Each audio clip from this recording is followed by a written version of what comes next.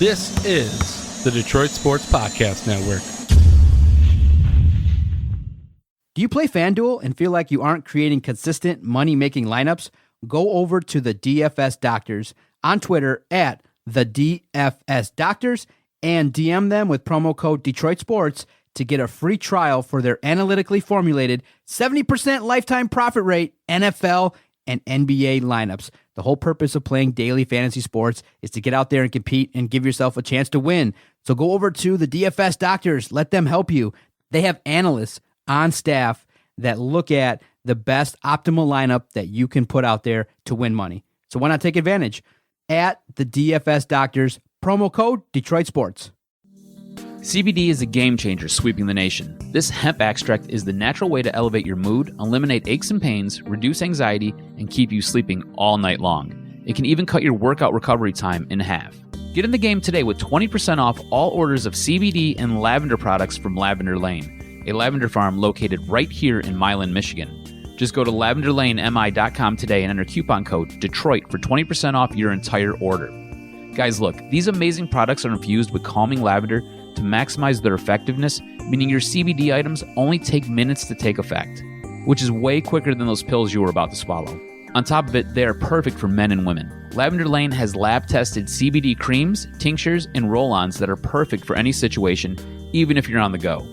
Put your health back in your hands by heading over to lavenderlanemi.com and entering coupon code Detroit for 20% off your entire order of CBD and lavender products. What do you have to lose? Your satisfaction is guaranteed or your money back. So if you need lavender gifts for your loved ones or just looking for the natural way to ease your discomfort with CBD, go to lavenderlanemi.com and use coupon code Detroit to unlock these miraculous benefits of CBD and lavender. That's lavenderlanemi.com. And remember, use coupon code DETROIT for 20% off your CBD and lavender products from Michigan's own Lavender Lane. I was trying to get it how I live. I want them dead presidents. I want to pull up, head spin, get it, get flat. I got 6 jobs, I don't get tired. I don't get tired. I don't get tired. I don't get tired. Get it, get flat. I got 6. And we are still not tired on this week's episode of Two Bad Hombres. I am your host, Vito Geronimo Churco, alongside my usual sidekick and broadcast partner in fun and in crime now. That is the John Charles Macaroon of the Doc and Jock Podcast and many other things at the Detroit Sports Podcast Network. John, how are you doing? Vito, always good to kick off the fall series of podcasts, Two Bad Hombres. Hopefully the return of Dominic and Vito. Tigers Talk. It's good to be around. Welcome to the weekend. It's good to be in the mix, man. I love podcasting. I love now. I'm tuning into Channel 7, watching, some morning coverage, I think, on a Monday. And guess what I see? I see commercials for podcasts. It's great to see how podcasts now are included in every major media outlet. It's great to see that from the time that we started this to now recording with great epic backdrops. It's a good thing, man. And all along from 2013 to 2020, all we've seen is steady growth with the podcast, and it's fun to hang out with you now. And you've parlayed it into great success, and your sports writing for Sports Illustrated. I'm getting my work. You're writing for them too, unfortunately, but you're still being paid. And we're being well compensated. It's as great. Away from SI2, which is incredible what we have now and the backdrop and the resources we have. It's great. It's a great. good time. But I think you and I also are purveyors of social media, and we're seeing what's going on across the world, via social media. And man, Vito, this whole coronavirus thing is getting out of hand. And I look at it and I just kind of feel like as a culture, as a society, are we ever going to learn and grow from all the previous viruses that were going to get us? I mean, you recall now, you're old enough to recall H1N1, the swine flu. With a bird? Zika. Everything's going to get you. And it seems like it's the same pattern over and over where something happens, everybody freaks out, and people are like, oh my God, it's going to come get us. But if you just read what is actually out there, if you just read, it says that if you're a young, strapping, healthy person, if you're Vito, everything's going to be fine. Nothing's going to come about. There are people that actually have had the virus and had it go away, and we moved on. You're not going to die necessarily. It's not a death sentence. Sure, there is a warning out there about people having died, because people have, so that has to be stated. But those to are people freak that are out, older to with openly respiratory freak out. problems. Those people have passed away or deal with it worse, right? It might not go through them as quickly. They might just attack them more and do worse stuff to them. Really quick, by the way, not to divert too much, but did you like how I introduced you as the John Charles Macaroon? Do you want that now? The John Charles Macaroon on the podcast network? Nice. Does that stroke your ego enough? I hope it does. But anyways, it's good enough, right? But the coronavirus is no good. But to sum it all up, how I look at it, John, right now we'll dive into a little bit deeper too and how it impacts sporting events moving forward, including the 2020 Olympics. Could be canceled completely. And I kind of get that. But before we get into that full-fledged, what we have here is people freaking out when probably, once again, you don't have to. And here's the thing. If it does keep spreading, it will become more than just an outbreak. Right now, it's a coronavirus outbreak. That's how it's being labeled. But they're having people warning us, and these paid professionals that have said it could become a pandemic. If it does become the coronavirus pandemic, we have a bigger issue on our hands. But for right now, let's ease off the gas pedal a little bit and just remember that, you know what, it's not as bad. It's not as bad as it could be, perhaps, right? And we've battled through other viruses in the past as well. And we've gotten through those things as well. And it hasn't brought the end of the world to us. It hasn't. Now, I mean, maybe, for all we know, it could be doomsday. We could be done very soon here, John. So, hey, go get everything you need, all your essentials, lock yourself up at home with your family, and just have fun while you can still with your family and closest loved ones. But realistically, once again, we don't know that it's going to for sure become a pandemic and that it's going to bring the end of the world. And we don't think that the likelihood of that happening is how low on a scale of Big Vito's over under. I mean, playing that game, it's very low the odds. So let's not worry about that and act like that it's going to bring doomsday upon us all of a sudden now too.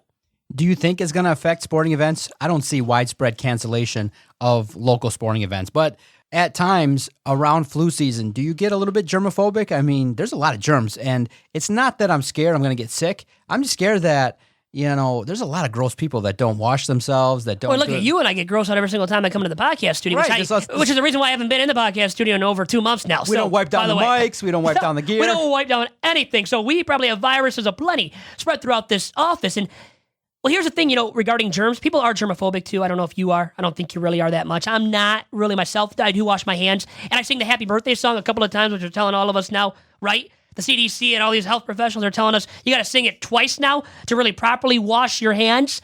But realistically, there are germs all around us, right? On a day-to-day basis, on our kitchen counters, in our bathrooms, on the toilets, in the sinks, everywhere.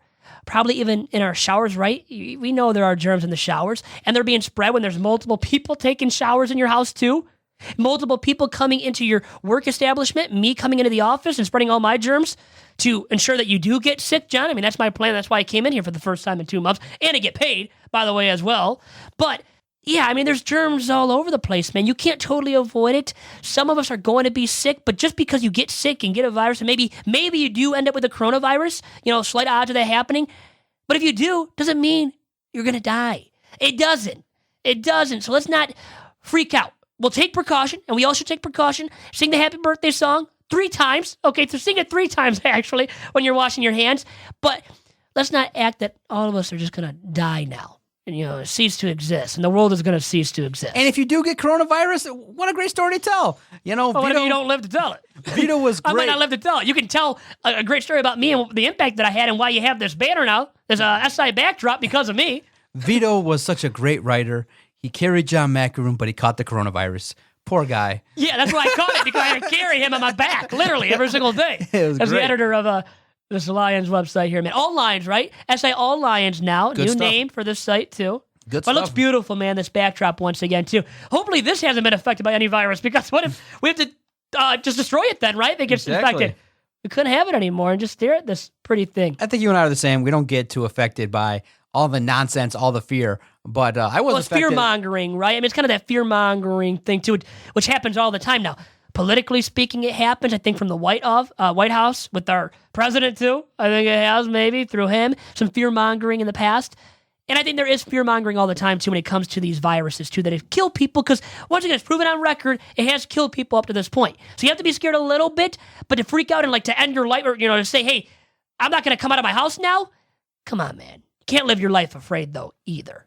What's on your mind this week? What's on your mind this weekend for this edition of Two Bad Hombres? Well, moving on from the virus to Tony Romo's gigantic deal that he just secured, man. He secured the bag. That's what the cool kids say now, right? He secured the bag, man.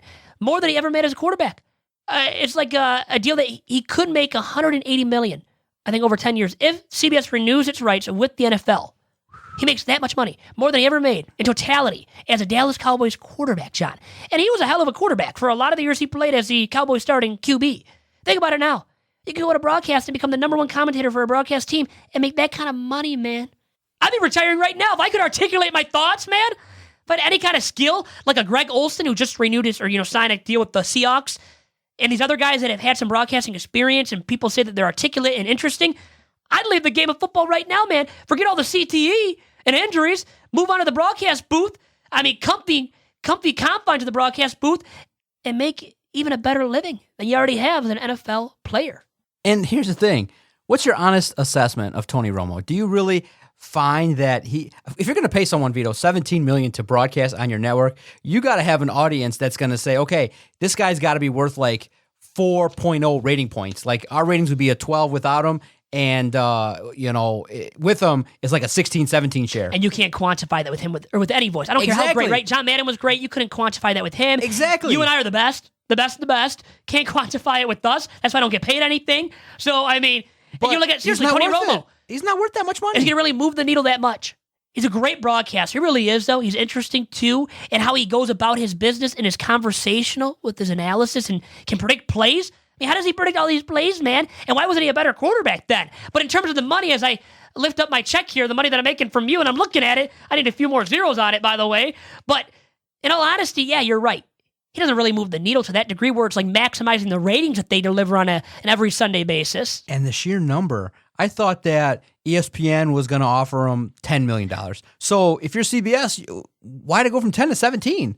I think that's a big number. And supposedly they were negotiating with Peyton Manning behind the scenes. Did you hear about all this or read anything about it? Yeah, I read Andrew about it. Marchand, who is of the New York Post. I love this guy. I love media stuff. So he's like the sports media writer now for the New York Post. He broke the story about Romo inking this long-term deal with CBS.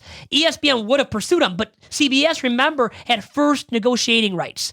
So CBS had the right to offer that contract first. And then he could have declined it, then would have become a free agent. But he wasn't technically a free agent then. Rank your top three, because for me, I'm definitely a fan of Chris Collinsworth and Al Michaels. I think they're the gold standard. I enjoy them. The best duo yet. I would put probably, then number two is I'm a big fan of, a guy that was a contemporary of Tony Romo, Troy Aikman. I think he's great behind the mic. He gives a lot of knowledge, very excited, a guy that brings a lot of knowledge. So that's number two. Maybe you could put Tony Romo, in the top five. But at the end of the day, if you're not number one by a landslide, $17 million is too much. And so I look at it and I say they way overpaid. And also, what an interesting way to show, the NFLPA that, yeah, we're rolling in the dough when a network is offering that much money. A lot of the players were like, whoa, wait a minute, this is something crazy. I should get into that business, as opposed to trying to hash it out with CBS and hash it out with these other guys. Why would I just try to beat up my body when I can just analyze everything and get a bunch of money? And it also, too, says that, whoa, if they're offering, perks, if there's going to be a new deal, then there's a lot of money to be had. And just giving us a smaller piece of the pie, they're going to ask for a lot more. So I'm fascinated in that. I'm wondering if this NFL, if the NFLPA are going to come back and actually ratify the agreement, because if not, we're one vote away, Vito, from a very, very serious chance that in 2021, there's no professional football. Show me the money, baby. Mm-hmm. Think about it from this perspective, too. If I'm Chris Collinsworth or Troy Aikman, who you brought up, too, I've done this for how much longer than Tony Romo? He's still a rook. In my eyes, if I'm one of those guys in their shoes, I've done this for 10 plus years, 15 years, 20 years, and I'm making less than Tony Romo. I would be going to my agent right now and telling him, baby, we got to negotiate a new deal. I got to pay the bills at home. I got to get a new diamond ring for my wife. I got to pay for school for my kids, and I need more money. I mean, think about it. Chris Collinsworth, I think he is the best of the best. I think Romo's number two. And you know what? Who I didn't show any love to yet? You didn't show any love to, and I'm so surprised. Booger, Come on, John. Booger should be number one. He's number one in all our hearts, I know. Even though ESPN's been looking to replace him for how long? If they could have gotten Peyton Manning last offseason or Romo this offseason, Booger would be shown the door so quick. I think Peyton might be in line for a job at ESPN. Because if he wants it. He has denied ESPN man numerous times now. So if he wants it, ESPN will definitely give him the money he desires and make him that number one commentator in their Monday Night Football booth. ESPN has been searching for years to try to find any entertainment. I mean, they've tried, I remember back in the day when they had Miller. That was interesting. Dan Miller, a comedian in the booth. They had Tony Kornheiser at one point, too. That was wild in terms of the fact that, they're trying to find ways to revitalize Monday Night Football, and they just can't do it. Yeah, Booger got the wrath of a lot of people. He got lambasted on Twitter. The funny part was where people would go, where they'd make fun of him and go, they'd play Booger McFarland, and they'd be like, the Lions earned 10 yards, so that's a first down. People made fun of him all year long, man. Oh, they just crossed the goal line. That must mean they scored 6 points. And they were just, because he was the master of the obvious. He was. And that memes aplenty made about him to make him fun of him. And here's the thing, even if he said something intelligent, didn't matter because he said so many dumb things throughout the season. Didn't matter what he said when it came out and was intelligent, actually, too. It's so true that the pros really make it look easy. And they do, man. You don't want to be noticing and commenting negatively about who's calling a game. You want to just let the person set the scene. And, for me, on the radio, Kevin Harlan's amazing. He's got a great voice, very energetic, and he does a lot of good stuff.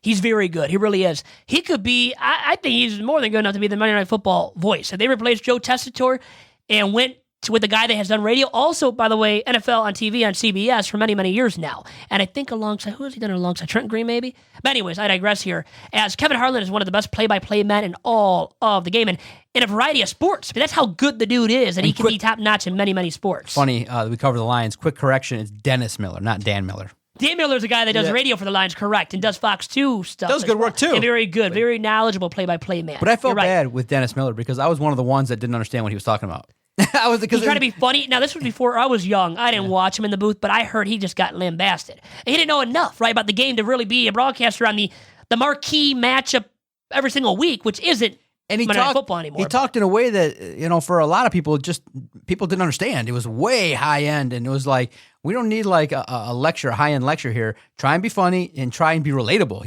It felt like he was talking to like the top 3% of the wisest people in America, and I was just like, well, you're definitely you found it the hard way through that broadcast booth when he was talking in the broadcast booth. Do you think at all, are you worried at all that there's going to be a work stoppage? Because you're hearing a lot of dissent back and forth among these players in terms of, I think the one sticking point, which I'll get your sense of how you feel about it. I'm not a fan of 17 games. 16 is just fine. I think that what the players want, obviously, is more money, less games. What the league wants is to give slightly less money, but in terms of percentage, but they want to give them a raise, and they want more games. The players right now, I think, are getting 47% of revenue, might be bumped up to around 48%. The players want more. They want a bigger slice of the pie, and they want less work. So for me, I'm a fan of it. I think that they should get 48%, stick to 16 games, and cut out 2 of the preseason games. Just no way do you need 4 practice games where half the league's not playing in any of them. 2 is all you need. Well, here's the problem. Maybe you just find a way where an NFL athlete only has to play in 1 preseason game instead of the 4. And, if you're on a roster, the requirement minimally has to be that you play 1 preseason game or appear in 1. And that's it, because of the fact that there is value in putting some game tape out for these younger athletes to try to, make the roster. That's what it's for, is for the young guys that maybe if you're not part of a roster to maybe get some tape out there so other teams can pick you up. So there's value in it, and obviously the owners don't want to have less gates because that's less money coming in. So you'd say that you just have less requirements for these athletes. The 17 games sounds stupid, but I'm excited, though. If it gets ratified, Vito, I think it's going to happen right away anyway. There's going to be more teams in the playoffs. The Lions could be the first 7 seed to make it. I saw that article. It was a good article. All Lions. Yes, good stuff, I saw that. Now, so I like some of the rule changes, yeah. but some of them I don't like. What do you say? Do you think there's going to be a work stoppage, or do they sign the deal? Well, the players want the season shortened. So you're going to add an additional regular season game. And you got those preseason games, which are meaningless, and the players already don't play in them. Now, I would say you do without 2 of those preseason games, and you make the mandate like you said. I'm totally on board with you, John, actually. I agree with you here. I think you make the mandate where the players play in 1 game, and that should be good enough because you still have the entertainment value. You still have to sell the tickets. When the fans show up, you want your A-list players, right, and your starters in for at least 1 of those preseason games.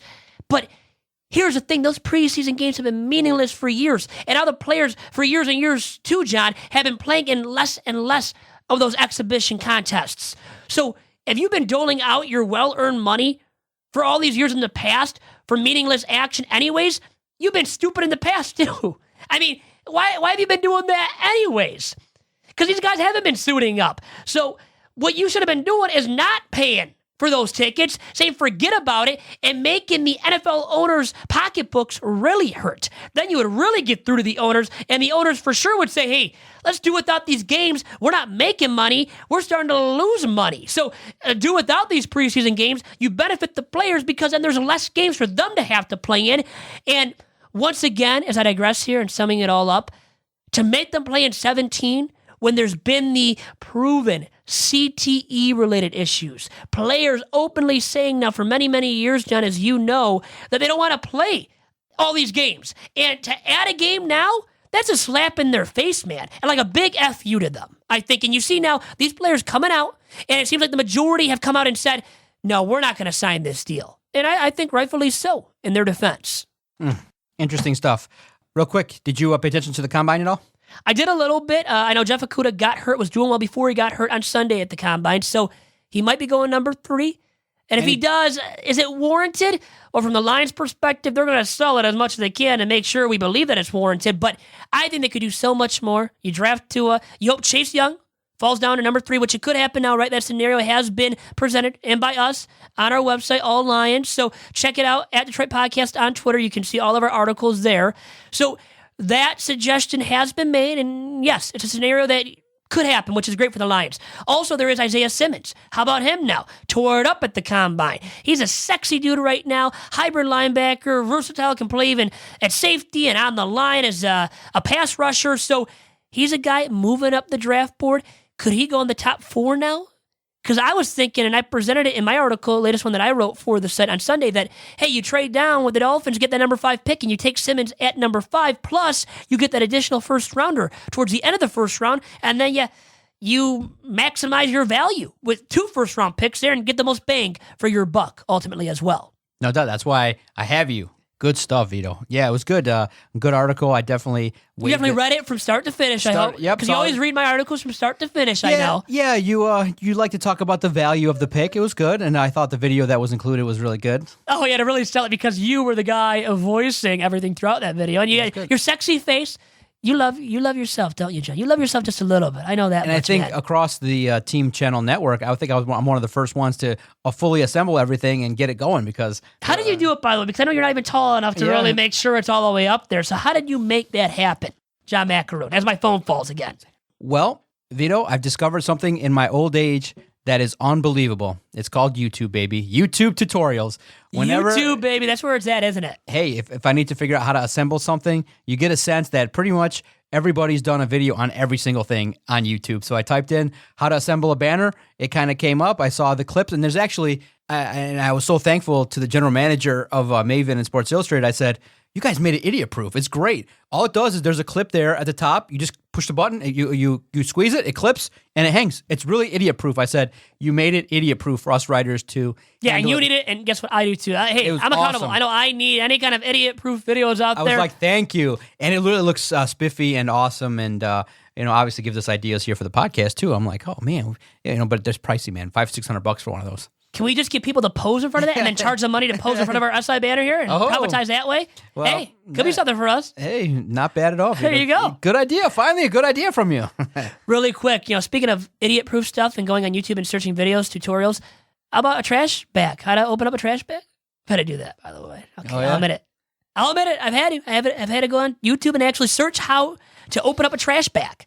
Okay, so now those bags are made idiot-proof because I need it, because I'm an idiot myself. Yeah. I'm openly an idiot. See, I'm able to admit it. I think the way we use our brains is, I think we're left-brained, and it just doesn't allow for us to kind of figure out how to assemble things. To do the commonsensical stuff, and to assemble stuff like tents and banners like this, I mean, too tough for me, trust me. I get people to help me out and to put up the banners, okay? Okay, so now before we get out of here, I think, obviously to end, you have some nuggets that you want to share, but I want to ask you this.